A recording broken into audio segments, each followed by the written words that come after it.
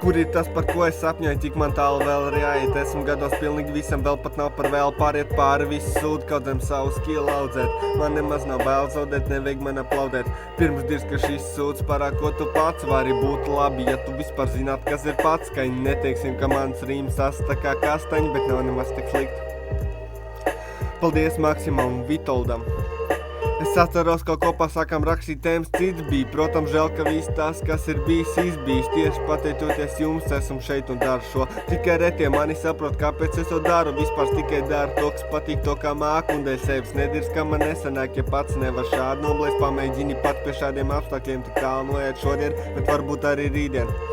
Un parādīsies motivācija beidzot kaut ko darīt, un jau pārējais nav svarīgi, kur un kāds sanāks. Zinu, ka tas būs kaut kas varens un bagāts. Ja tu mīli to, ko dari, pārējais pie dirs, viss klauns, kas smējās, sūta atpakaļ uz cirku, viņiem skauž, tāpēc nevajag padoties, ja tevi grauž. Viss vēl vai agri krīt ceļās tikai retais.